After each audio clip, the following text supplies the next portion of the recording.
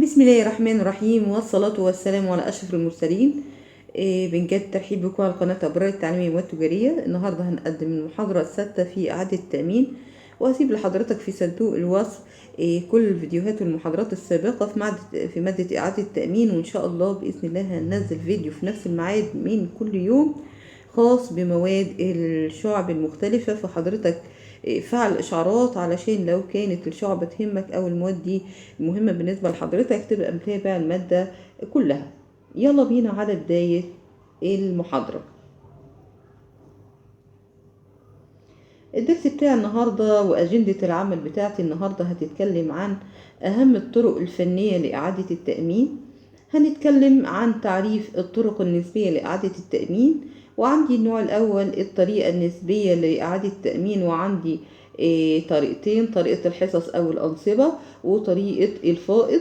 وعندي النوع التاني من الطرق الفنية لإعادة التأمين هو الطرق اللانسبية لإعادة التأمين على أساس 3 حاجات: الزائد من الخسارة، وطريقة إيقاف الخسارة، وإعادة تأمين الكوارث. وهنتعرض لكل الكلام ده بمزيد من التفصيل، فتابعونا للنهاية.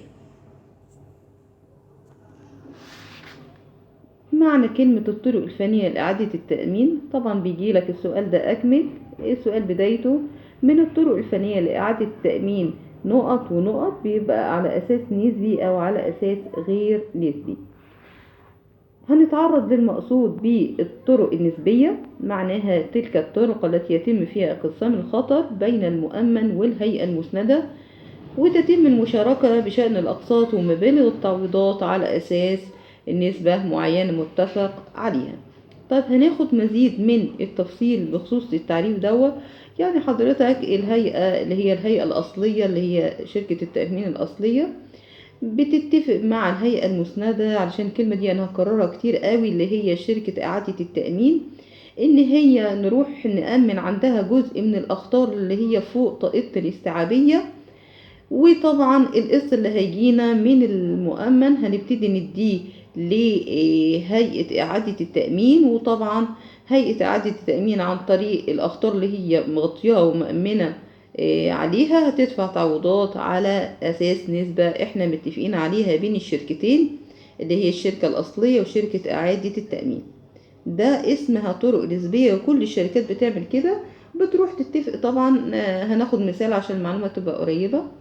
طبعا شركة التأمين ليها رأس مال زيها زي أي شركة، وطبعا المال القسط اللي هي بتاخده بتشيله في حاجة اسمها الاحتياطي، أو على حسب الاتفاق في البنك هنحطه في البنك، هنضرب فيه في البورصة. بس احنا بنجانب الاحتياطي ده في البنك علشان دي فلوس المودعين، فمينفعش ان احنا نتصرف فيها أو نصرف منها. فحضرتك الشركة دي ليها طاقة استيعابية، يعني مثلا ما تنفعش تأمن فوق 80,000 مشترك، ما ينفعش. طب لو جالها 100,000 مشترك، لا، القانون ألزمها هي تأمن على 80,000. طب وال20,000 الباقية، ال20,000 الباقية حضرتك بتروح هي باسمها توديه لشركة تانية، وليكن مثلا الشركة المصرية، هي دي الشركة الوحيدة العاملة في مجال التأمين في مصر، اللي هي الشركة المصرية للتأمين، وتروح تأمن عليها على 20,000 مشترك. طبعا المؤمن ما يعرفش ان فلوسه في الشركة التانية. مقابل حضرتك ان احنا ناخد القسط عن 100,000، ندي لشركة إعادة التأمين 20,000 نصيبها، وهي هتتحمل التعويضات عن 20,000 اللي هي متحملة وبتحصل أقساطها. تمام. ودي بتبقى في حدود نسبة معينة متفقين بينها وبين الشركتين، بتبقى في عقود واتفاقيات وشروط إلزامية وحاجات جامدة يعني خاصة بشركات التأمين. بالنسبة للناس العاملة في مجال التأمينات، هي بتبقى بتفهم في الموضوع ده أفضل بكتير قوي. يبقى دي طرق نسبية وتبقى متعارف عليها في القانون. الطريقة التانية بقى الطرق اللا نسبية لإعادة التأمين، هي كل الطرق اللي بتتم فيها تعامل شركات التأمين مع بعضها البعض، بخلاف طريقة النسبية، أو لشركة إعادة التأمين بتتحمل نسبة من الخطر. أول طريقة في الطرق النسبية لإعادة التأمين، وأنا بتكلم عن الطرق الفنية، الطريقة الأولانية اللي بشرح فيها هي الطرق النسبية أو الطريقة النسبية. أول طريقة طريقة الحصص أو الأنصبة، ودي الطريقة الأولى في الطرق الفنية للتأمين أو لإعادة التأمين.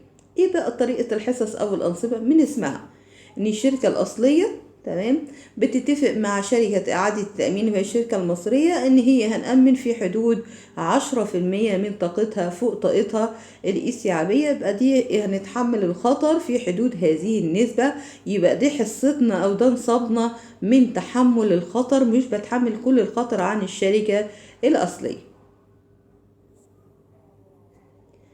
الشرح بتاعها تقضي هذه الطريقة بأن تشترك هيئة التأمين والشركة الأصلية لإعادة التأمين في جميع الحقوق والالتزامات طبقا للنسب المتفق عليها والمحددة سابقا في العقد. المعنى بتاعها بمعنى تتحمل شركة التأمين أو إعادة التأمين الخطر والتعويض بنسبة معينة فقط. يلا بينا على الطريقة التانية.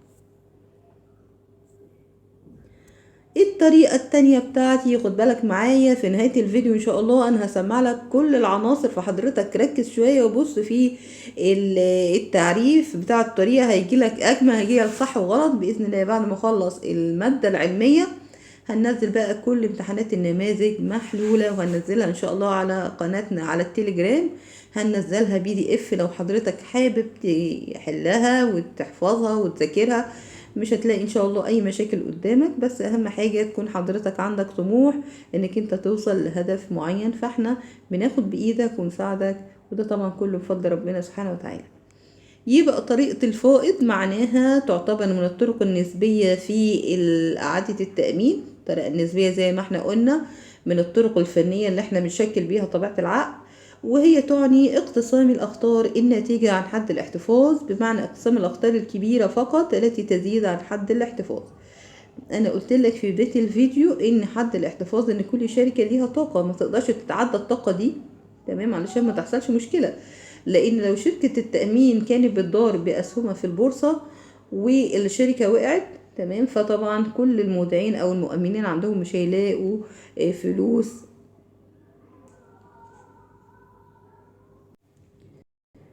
ياخدوا بيها التعويضات الخاصة بهم. نيجي بقى للطرق التانية، الطرق اللا نسبية لإعادة التأمين على أساس الزائد من الخسارة. يبقى هنا هنتكلم عن مسؤولية الهيئة المتنازلة. لا ثانية بقى، هنشوف بقى معنى كلمة الهيئة المتنازلة. الشركة الأصلية بسميها الشركة الأصلية أو الهيئة الأصلية أو الهيئة المسندة.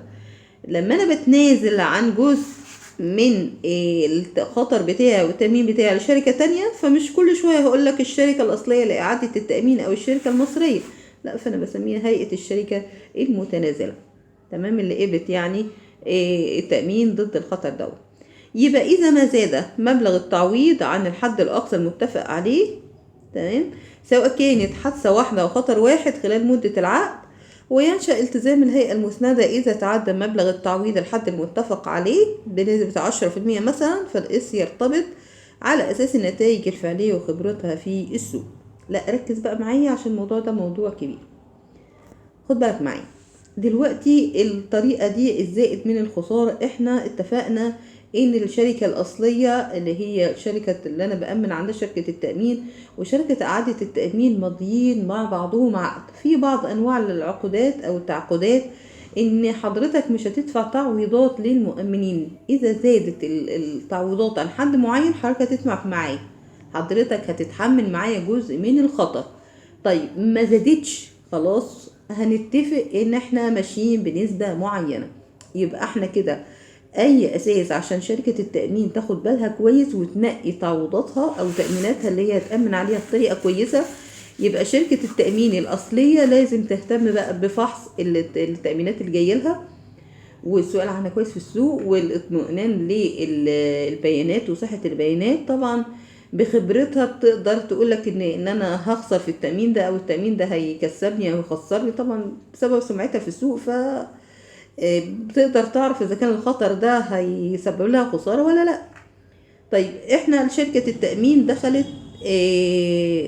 دخلت خطر مع الشركة الأصلية، فاتفقوا هما الاتنين مع بعض لو الحادث او التعويض ده او الخطر الواحد ده، تمام، لو كنا مع بعضينا في العقد ده، تمام، فانا هتحمل 10% من نسبة الخسارة، 10% فقط من نسبة الخسارة.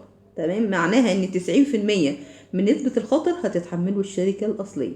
فلازم الشركة الأصلية تاخد بالها تمام من التأمينات اللي هيجي لها، لأن التعويضات بتبقى ضخمة قوي، خصوصا لو كان حادث واحد أو خطر كبير قوي، فممكن يدمر اقتصاد الشركة الأصلية.